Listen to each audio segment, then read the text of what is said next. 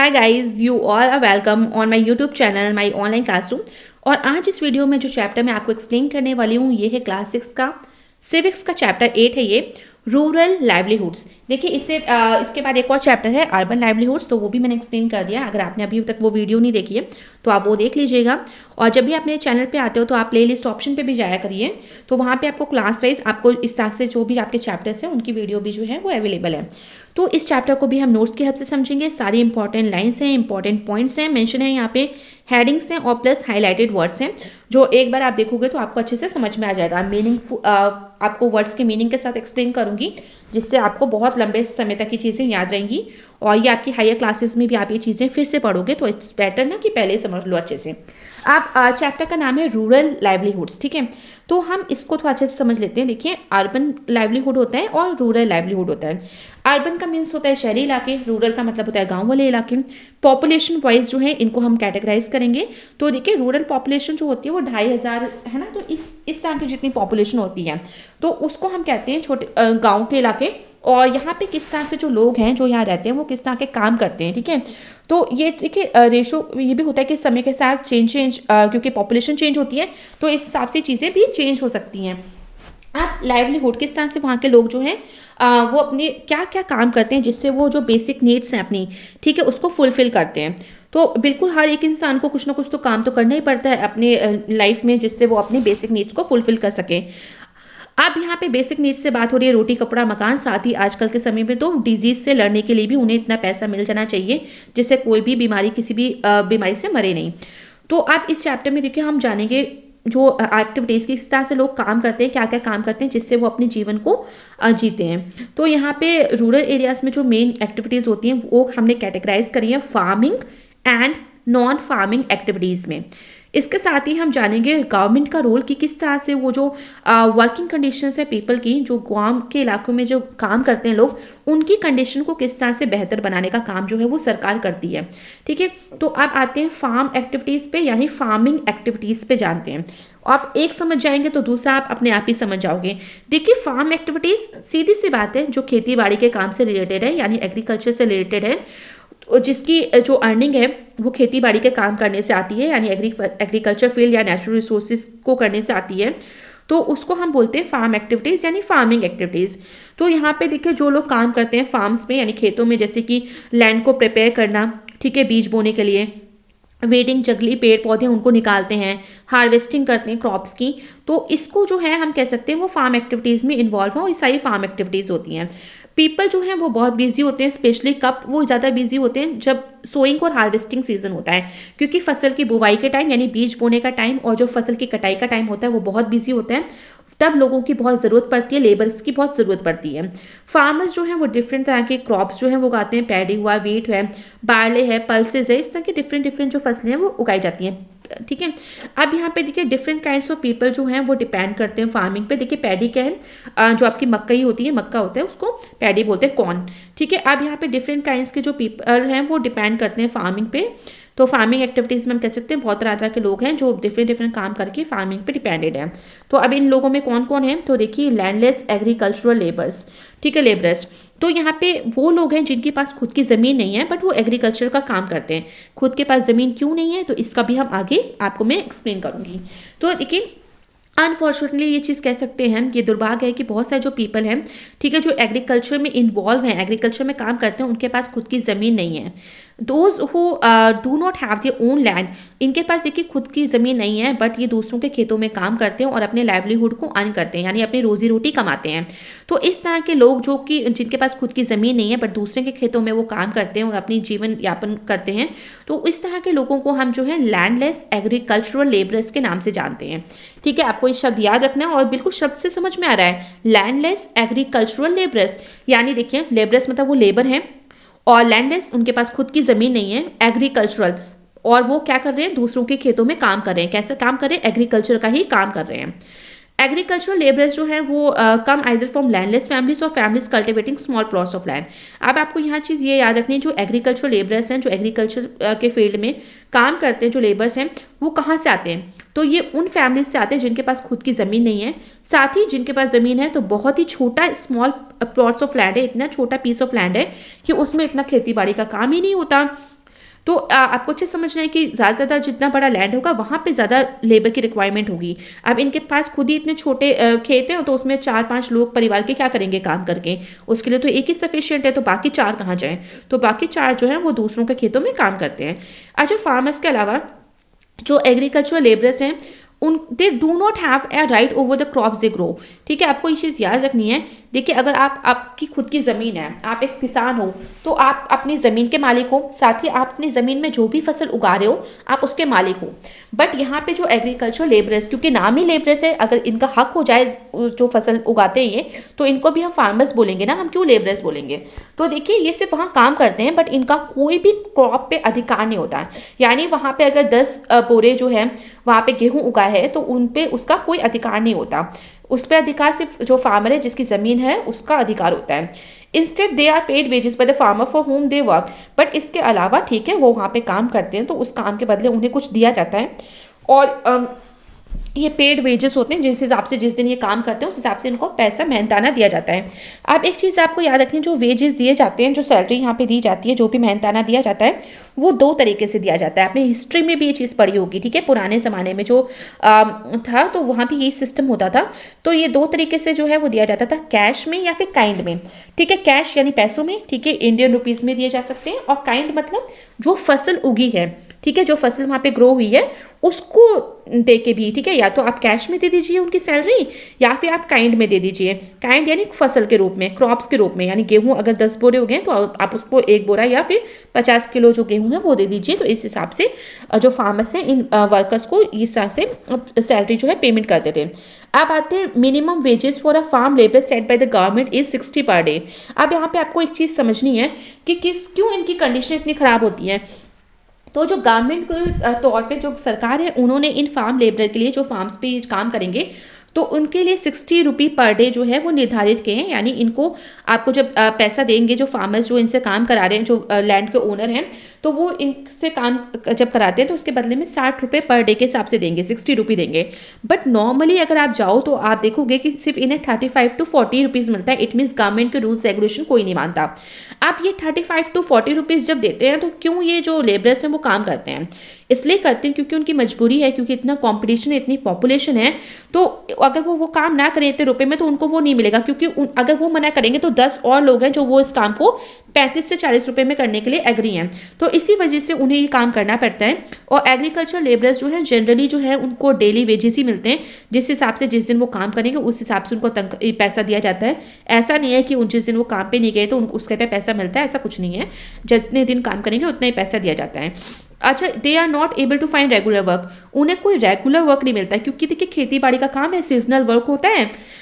जब sowing period है, यानी फसल को बोने का टाइम है, तब उनको काम मिल जाता है, क्योंकि तब काम ज़्यादा होता है। और जब हार्वेस्टिंग, जब फसल काटने का टाइम होता है, तब उन्हें काम मिल जाता है। बाकी ऐसे बहुत महीने हैं साल के जब उन्हें खाली बैठना पड़ता है। अब आते हैं स्मॉल फार्मर्स। तो देखिए, जब वो खाली बैठते हैं तो वो कहाँ से अपना रोजी रोटी कमाएंगे, तो ये थोड़ा सोचने की बात हो जाती है। स्मॉल फार्मर्स पे आते हैं। देखिए, स्मॉल फार्मर्स जो होते हैं, नाम से समझ में आ जाएगा। स्मॉल फार्मर्स यानी किसान हैं, और इनके क्यों इनको स्मॉल फार्मर्स कह रहे हैं? क्योंकि इनके जो खेती करने के जो इलाके हैं, जो फील्ड इनको हैं, इनके पास जो खेत हैं वो बहुत छोटे छोटे हैं, ठीक है। 2 और less than 2 hectares of land है इनके पास। इंडिया में 80% जो फार्मर्स है वो इस ग्रुप में आते हैं, यानी उनके पास जो पीस ऑफ लैंड है वो बहुत छोटे छोटे हैं। अब ये छोटे छोटे पीस ऑफ लैंड क्यों आते हैं? तो देखिए, ये इसलिए आते हैं क्योंकि एक यहाँ पे हेरिडिट्रिकल सिस्टम पाया जाता है इंडिया में, जिसका मतलब ये होता है कि देखिए, फादर के बाद जितनी भी उसकी प्रॉपर्टी होते हैं वो उसके सन में डिवाइड्स होती है, ठीक है। जो उनके बेटे हैं उसमें पर्टिकुलर डिवाइड होती है प्रॉपर हिस्से में। तो आप कह सकते हो कि इस वजह से अगर एक पिता के 4 संतान हैं, 4 बेटे हैं, तो जब वो फील्ड है, जो खेत है, वो बटेगा तो वो 4 हिस्सों में बट जाएगा। आप इन 4 के भी आगे जो बेटे होंगे तो फिर वो और छोटे छोटे हिस्से हो जाएंगे। तो इसी वजह से small plot of land India में काफ़ी हद तक जो है वो छोटे छोटे खेत हो जाते हैं, वो पाए जाते हैं। और स्मॉल फार्मर्स जो हैं do all the farm work on their own, ठीक है। अब स्मॉल फार्मर्स हैं, छोटा पीस ऑफ लैंड है, तो वो क्यों वर्कर्स को हायर करेंगे? वो खुद ही वो सारा काम कर लेते हैं। और बट एक चीज़ ये भी है कि स्टिल क्योंकि खेत जो है बहुत छोटे होते हैं, तो इस वजह से इनकम इतनी ज़्यादा अर्न नहीं हो पाती, तो एक कंफर्टेबल लाइफ है वो नहीं जी पाते।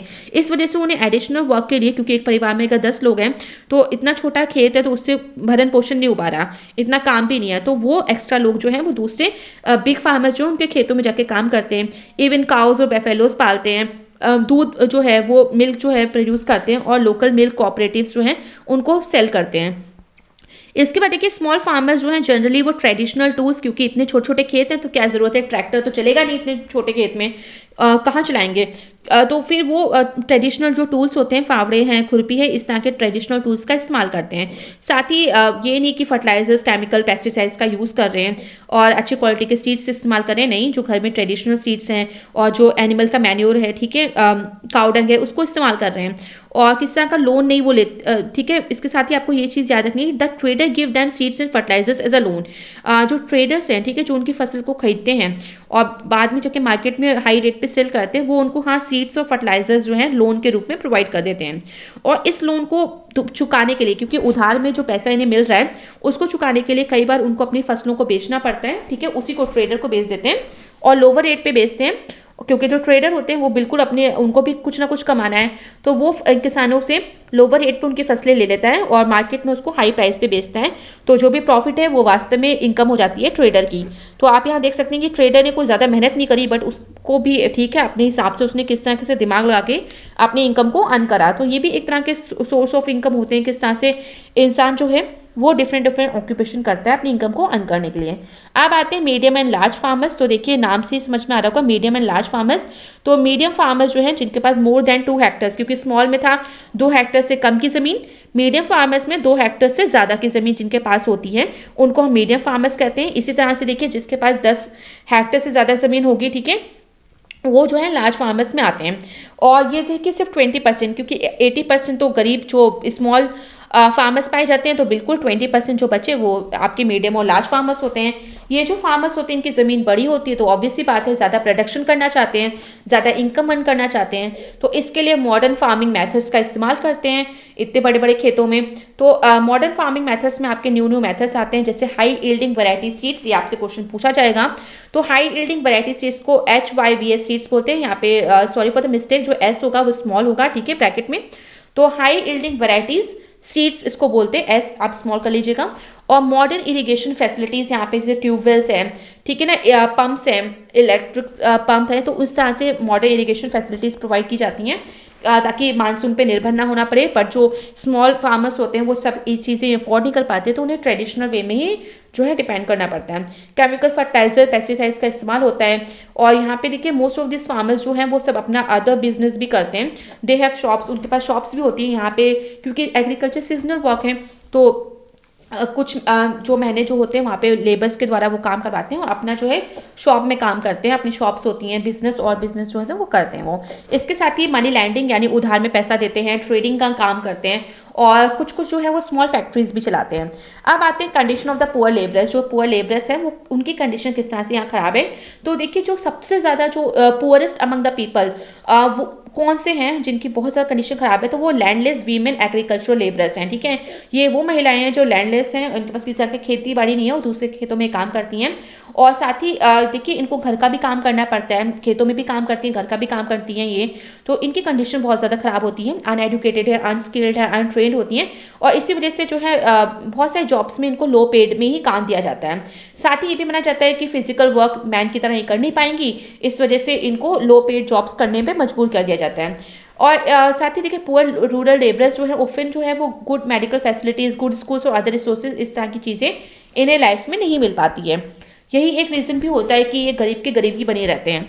डिफरेंस बिटवीन देख लेते हैं life situations of agricultural labourers और large farmers is one of inequality. तो एक जो रीज़न है कि इतना डिफरेंस क्यों है, तो वो यही है इनइक्वालिटी, ठीक है। This is not a fair situation, the government should take initiatives in this regard.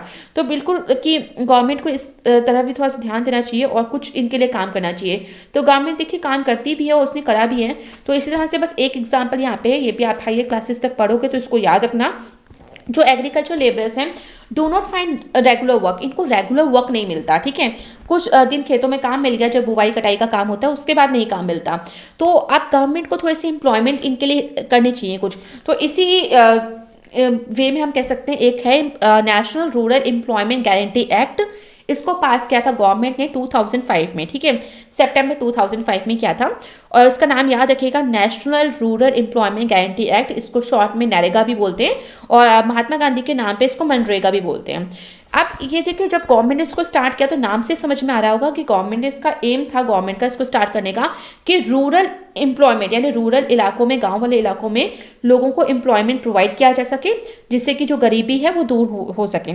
इस एक्ट का एक निर्धारित था कि 100 डेज एश्योर्ड एम्प्लॉयमेंट देगी हर एक गरीब को जो काम करना चाहता है, 100 डेज का, ठीक है, 100 दिन का काम ये गवर्नमेंट की तरफ से इन्हें मिलेगा। और उस हिसाब से जो सैलरी तय की जाती है सरकार के द्वारा वो डेली वेज के हिसाब से दी जाएगी।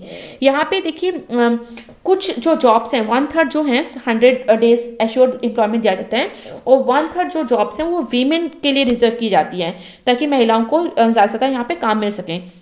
अगर मान लीजिए गवर्नमेंट जो है किसी कंडीशन में फेल हो जाती है 100 डेज वर्क देने में, तब जो गवर्नमेंट है वो वर्क अलाउंस भी प्रोवाइड करती है। यानी सपोज करिए कि गवर्नमेंट ने 80 दिन का काम तो दे दिया एक इंसान को, बट 20 दिन का काम गवर्नमेंट नहीं दे पाई, ठीक है, तो वो 20 दिन का सैलरी जो है, जो भी मेहनताना होता है, वो बिना काम करवाए, क्योंकि गवर्नमेंट फेल हुई ना काम देने से, मजदूर ने तो मना नहीं किया काम करने से, तो वो पैसा जो है वो लेबर्स को दे देती है। अच्छा, इसमें किस तरह के काम, जैसे आपने देखा होगा गवर्नमेंट को यार रोड्स कंस्ट्रक्शन हो रही हैं, कहीं स्कूल बन रहा है, कहीं हॉस्पिटल बन रहा है, ठीक है, इस तरह के हेडपम्प्स वगैरह लग रहे हैं, तो इस तरह कहीं खुदाई हो रही है, तो इस तरह के जो काम जो है वो सरकार के द्वारा, जब सरकार कुछ बना रही है कुछ इंफ्रास्ट्रक्चर, तब उस तरह के कामों में ये जो है काम प्रोवाइड करते हैं, वर्क प्रोवाइड करते हैं लोगों को। तो इसको नरेगा भी बोलते हैं, इस स्कीम को याद रखिएगा। अब आते हैं कैपिटल नीडेड इन फार्मिंग। तो फार्मिंग में हमें जाहिर सी बात है कोई भी काम हो जब इंसान करता है तो उसको कैपिटल यानी पैसे, ठीक है, कैपिटल मतलब पैसे की रिक्वायरमेंट होती है। तो मॉडर्न फार्मिंग मेथड्स जो हैं require farmer to start with more cash than before. तो आपको ये चीज़ याद रखनी है, जो मॉडर्न फार्मिंग मेथड कोई करेगा तो उसको भाई पैसे की तो बहुत ज़रूरत पड़ेगी, क्योंकि यहाँ पे जो हाई यील्डिंग वैरायटी सीड आपको मार्केट से खरीदने होंगे जो ट्रेडिशनल सीड्स के मुकाबले बहुत ज़्यादा प्रोडक्शन देते हैं। तो आपको ये सीड्स जब आप मार्केट से खरीदोगे तो काफ़ी हाई रेट पे मिलेंगे। इरिगेशन मेथड्स हैं, ट्यूबवेल्स लगवाने हैं, तो इसके लिए भी आपको पैसे की रिक्वायरमेंट है। ट्रैक्टर खरीदना उसके लिए भी, फर्टिलाइजर, केमिकल, सबके लिए पैसे की रिक्वायरमेंट होती है, ठीक है। तो ये अब कहाँ से ये चीज़ें प्रोवाइड होती हैं, तो इन मॉडर्न फार्मिंग मेथड्स में देखिए जो फार्मर्स हैं बिल्कुल हमें ये सारी चीज़ें उनको रिक्वायर्ड होती हैं। अगर जो स्मॉल फार्मर्स हैं वो ट्रेडिशनल सीड्स यूज़ करें तो उनको ये सारी चीज़ों की ज़्यादा ज़रूरत नहीं पड़ती, क्योंकि जो ट्रेडिशनल सीड्स होते हैं वो लेस इरीगेशन, उनको ज़्यादा पानी की ज़रूरत नहीं पड़ती। तो अब देखिए जो फार्मर्स हैं जो मॉडर्न मेथड फार्मिंग को फॉलो करते हैं तो बिल्कुल उनको इरीगेशन के लिए ट्यूबवेल सेटअप करने हैं, तो इस तरह की चीज़ें वो खरीदते हैं, ठीक है। फार्म मशीनरी जैसे ट्रैक्टर्स है, थ्रेशर्स है, प्लोइंग के लिए, ताकि ट्रैक्टर से प्लोइंग की जा सके, खेतों की जुताई की जा सके, और साथ ही जो थ्रेशर से हार्वेस्टिंग जो है फास्टर और ईजियर हो सके। अब इसके लिए जो भी पैसा ज़रूरत पड़ेगा, ठीक है, वो कहाँ से ये इंगेज करते हैं, तो देखिए हर कोई अपने लेवल से इसको अफोर्ड करता है, इसको इंगेज करता है, अरेंज करता है। तो स्मॉल फार्मर्स हैं वो कैसे करते हैं, देखिए स्मॉल फार्मर्स के पास खुद की कुछ सेविंग होती ही नहीं, क्योंकि इनकी इतनी इनकम ही नहीं होती जो वो कुछ सेव कर सकें, पैसे बचत ही नहीं होते इनकी, बचते ही नहीं। तो जनरली ये अब जब खेती करते हैं तो ये कहाँ से पैसे लाते हैं, बीज खरीदने के लिए और किसी रीज़न के लिए, तो ये उधार लेते हैं पैसे। और कहाँ से लेते हैं, जो लार्ज फार्मर्स हैं, विलेज के मनी लैंडर्स हैं और ट्रेडर्स हैं, उनसे ये पैसे उधार में लेते हैं।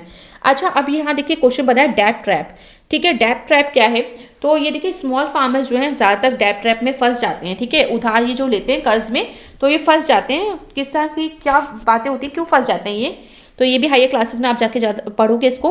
तो देखिए ये क्या होता है, जो भी ये उधार पे पैसा लेते हैं, लोन लेते हैं, रेट ऑफ इंटरेस्ट बहुत हाई होता है, ठीक है, पर महीने पर साल के हिसाब से बहुत रेट ऑफ इंटरेस्ट हाई होता है, जिसकी वजह से ये जो लोग हैं उतना पैसा तो चुका नहीं पाते, उस पर इंटरेस्ट कहाँ से दे पाएंगे।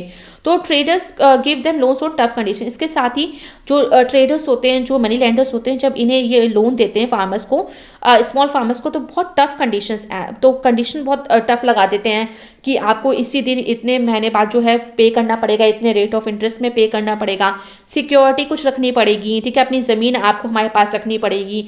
तो ये सारी चीज़ें हैं, और ज़मीन इसलिए रखनी पड़ेगी सिक्योरिटी के तौर पे, यानी अगर आप ये लोन नहीं चुका पाए तो आपकी ज़मीन हमारी हो जाएगी।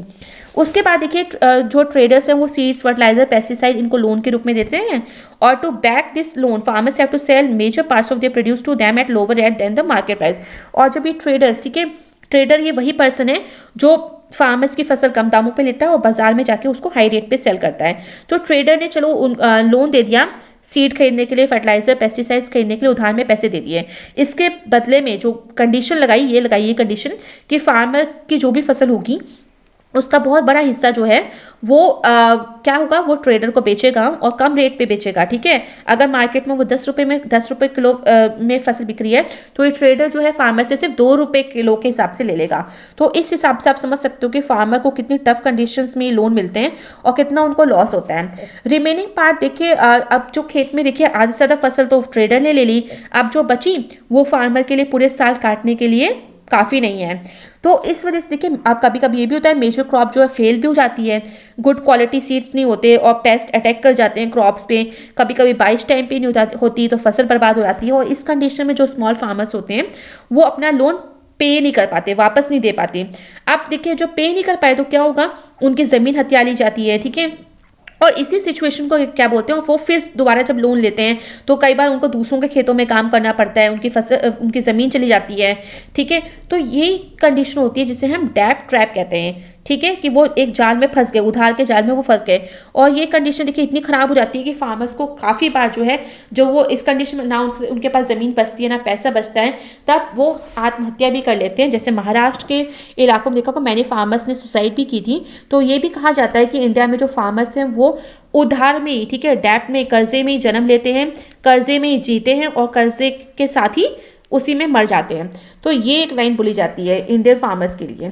तो आप समझ सकते हैं कि किस हिसाब से किस तरह तक जो है इंडियन फार्मर्स की हालत जो बहुत ख़राब है।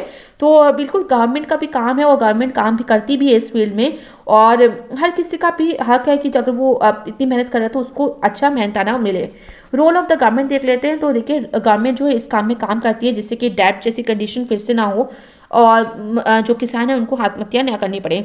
तो गवर्नमेंट जो है फॉलोइंग बेस पर काम करती है और उसको सजेशन भी दिए जाते हैं, जैसे कि अगर जो लोन जो है वो ट्रेडर्स, मनी लेंडर्स से ले रहे हैं, लार्ज फार्मर्स से ले रहे हैं जो कि बहुत ही टफ कंडीशन में उनको लोन प्रोवाइड करते हैं। इसके अलावा अगर देखा जाए कि अगर गवर्नमेंट इनको लोन प्रोवाइड कर दे और चीप रेट ऑफ इंटरेस्ट पे कर दे तो काफ़ी हद तक जो है जो फार्मर्स हैं ये वो जो ये जाल है कर्जे का, ट्रैप है, डेट ट्रैप, उससे बच जाएंगे मनी लैंडर्स और ट्रेडर्स से के हाथों और उनके जालों से ही बच जाएंगे। अच्छा, इसके लिए देखिए ग्रामीण बैंक भी स्टार्ट किया गवर्नमेंट ने, जहाँ पे वो चीप रेट जो है किसानों को प्रोवाइड करते हैं। साथ ही देखिए क्रॉप इंश्योरेंस स्कीम भी चलाई है, जिस तरह से इंश्योरेंस करा लें अपने क्रॉप का, अगर किस तरह से कीड़े लग जाते हैं, किस तरह से क्रॉप फेल हो जाती है तो वो क्रॉप इंश्योरेंस के दौर पे उस पर कुछ पैसा फार्मर्स को मिल जाता है जिससे वो नेक्स्ट फसल जो है वो उगा सकते हैं। साथ ही देखिए स्मॉल फार्मर्स जो है उनको जब वो बैंक में लोन लेने जाएँ तो उनसे किस तरह की सिक्योरिटी और इतना पेपर वर्क ना कराया जाए, क्योंकि पढ़े लिखे नहीं होते फार्मर ज़्यादा और सिक्योरिटी के लिए उनके पास कुछ होता ही नहीं रखने के लिए, तो इतनी चीज़ें ना मांगी जाए जिससे उनको आसानी से बैंक से लोन मिल जाए। साथ ही जब भी कोई क्रॉप फेल हो जाए तो उनका जो लोन है, जो कर्जा उन्होंने बैंक से लिया, उसको वेव ऑफ का मतलब होता है माफ़ कर दिया जाए। साथ ही जो गवर्नमेंट है वो एक काम और करे कि मॉडर्न फार्मिंग टेक्निक्स जो है वो थोड़ा फार्मर्स को समझाए और थोड़ा सा उसको मदद भी करे, ट्यूबवेल सेटअप्स कर दे गवर्नमेंट की तरफ से। तो ये काफ़ी सारी चीज़ें हैं जो फार्मर्स की भलाई में हो जाएंगी। मीडियम एंड लार्ज फार्मर्स पे आते हैं तो देखिए मीडियम लार्ज फार्मर्स के पास, क्योंकि इनके खेत बड़े होते हैं, खेती के साथ ये कुछ और भी काम करते हैं तो अच्छी खासी इनकी सेविंग होती है, ठीक है। तो इनको कहीं और से उधार लेने की जरूरत नहीं पड़ती, जो पैसा इन्होंने सेव किया होता है वो कर लेते हैं इस्तेमाल, और इनकी प्रोडक्शन ज़्यादा होती है, ठीक है, क्योंकि इतने बड़े खेत होते हैं तो खपत कम होती है, कंजप्शन कम होती है, फसल ज़्यादा होती है। तो जो सरप्लस प्रोडक्ट यानी जो एक्स्ट्रा फसल होती है उसको वो मार्केट में बेच देते हैं और इनकम अर्न कर लेते हैं और वही इनकम को वो सेव कर लेते हैं, और इसके वजह से वो जो है कहीं से लोन नहीं लेते हैं और वो फिर नेक्स्ट जब फसल करने हैं तो वो पैसे वहाँ से लग जाते हैं। अब आते हैं नॉन फार्मिंग एक्टिविटीज़ पे। देखिए अभी हमने पढ़ा फार्मिंग एक्टिविटीज़ कि गांव के लोग फार्मिंग एक्टिविटीज़ भी करते हैं। अब आते हैं नॉन फार्मिंग एक्टिविटीज़। तो देखिए गांव के लोग ऐसा नहीं सिर्फ खेती बाड़ी के कामों पे निर्भर हैं, तो अपने जीवन को यापन करने के लिए वो नॉन फार्मिंग एक्टिविटीज़। अब इसका मतलब क्या हुआ नॉन फार्मिंग का? फार्मिंग मतलब खेती बाड़ी का काम, एग्रीकल्चर से रिलेटेड, और नॉन फार्मिंग का यानी खेती बाड़ी से रिलेटेड नहीं है ये, ठीक है। इन एक्टिविटीज़ में जैसे बास्केट बनाना, ठीक है, बर्तन बनाना, मिट्टी के बर्तन बनाना, ब्रिक्स हैं, ईंटें बनाना, बुल्लक कार्ट्स, ये सारे काम आ जाते हैं। यहाँ पे देखिए बास्केट मेकिंग है, डेयरी है का काम कर रहे हैं, स्मॉल स्केल मैन्युफैक्चरिंग हो रही है, टॉयज़ बना रहे हैं, शूज़ बना रहे हैं, रेडीमेड गारमेंट्स बना रहे हैं, तो इस तरह के कामों में एंगेज होते हैं। साथ ही देखिए सम पीपल जो हैं वो ब्लैक स्मिथ हैं, ठीक है, लोहार हैं, वॉशरमैन हैं, वीवर्स हैं, टेलर्स हैं, बार्बर्स हैं, तो इस तरह के वो काम कर रहे हैं जो सर्विस प्रोवाइड कर रहे हैं, ठीक है। और तो इस तरह के आप कह सकते हो कि ये सब के सब जो है नॉन फार्मिंग एक्टिविटीज़ में काउंट होती हैं, यानी खेती बाड़ी का काम नहीं है ये, और कुछ और ऑक्यूपेशन है। तो आपसे अगर पूछा जाए कि नॉन फार्मिंग एक्टिविटीज़ बताइए तो आप ये सारे नाम लिख सकते हो। और मैनी पीपल जो रूरल एरियाज़ में होते हैं वो और भी चीज़ों पे डिपेंड है, जैसे वो फॉरेस्ट से चीज़ें कलेक्ट करते हैं, रूट्स हैं, फ्रूट्स हैं, डिफरेंट डिफरेंट तरह के, ठीक है, हनी कलेक्ट करते हैं, लकड़ियाँ काटते हैं, उसको सेल करते हैं, डेयरी प्रोड्यूस करते हैं, ठीक है, दूध दही ये सारी चीज़ें प्रोडक्शन करते हैं, फिशिंग का काम करते हैं, ठीक है, मछुआरे हैं, मत्स्य पालन करते हैं, तो इस हिसाब से वो अपनी इनकम को अर्न करते हैं। तो ये काफ़ी सारे, और आप कह सकते हो ये फार्मिंग एक्टिविटीज़ तो है नहीं, ये सब नॉन फार्मिंग एक्टिविटीज़ हैं, यानी वो सीधे एग्रीकल्चर नहीं कर रहे बट और तरीके से काम करके अपनी लाइवलीहुड को अर्न कर रहे हैं। तो ये था पूरा का पूरा आपका चैप्टर, और आई होप ये चैप्टर आपको अच्छे समझ में आ गया होगा। देखिए जितने हाईलाइटेड वर्ड्स हैं उनको एक बार देख लीजिएगा, आपको समझ में आ जाएगा कि क्या क्या मेन पॉइंट्स हैं जो आपको याद रखने हैं। और यहीं से देखिए अगर आप इतना समझ जाओगे, इसको रिवाइज कर लोगे, तो यहीं से आपके सारे क्वेश्चंस भी आपके बिल्कुल आएंगे और आप सारे क्वेश्चन के जवाब जो है आप इजिली दे पाओगे। तो आई होप ये चैप्टर आपको अच्छे समझ में आ गया होगा। So thank you everyone, and please like share subscribe the channel for more updates.